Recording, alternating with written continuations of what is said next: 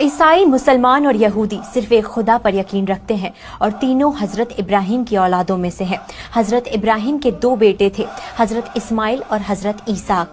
यहूदी हजरत ईसाक के बेटे हजरत याकूब की औलादों में से हैं, जिन्हें इजराइल भी कहा जाता था। आप सभी जानते हैं कि आसमानी किताबें चार हैं: तौरात, जबूर, इंजील, कुरान।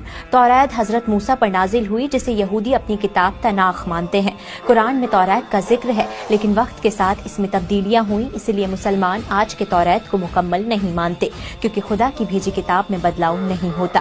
दूसरी तरफ क्रिश्चियन हजरत ईसा, जीसस क्राइस्ट को खुदा का बेटा मानते हैं।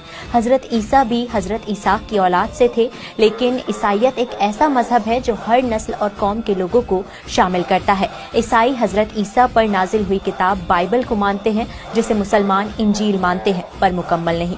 और अब बात करते हैं मुसलमानों की।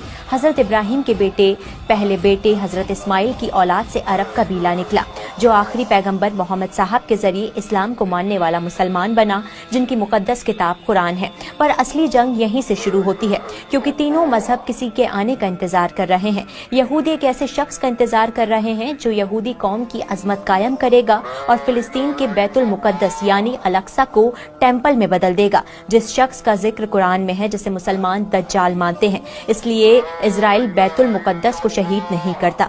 दूसरी तरफ ईसाई यानी क्रिश्चियन हजरत ईसा के आने का इंतजार कर रहे हैं। उनका मानना है कि वो दोबारा यरूशलेम यानी फिलिस्तीन में आएंगे, ताकि कयामत के दिन यानी जजमेंट डे पर गुनाहों का हिसाब लें और खुदा की हुकूमत को मुकम्मल तौर पर कायम करें।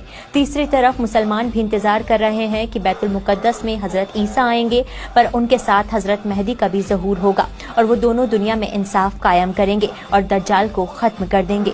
इसलिए अभी दुनिया में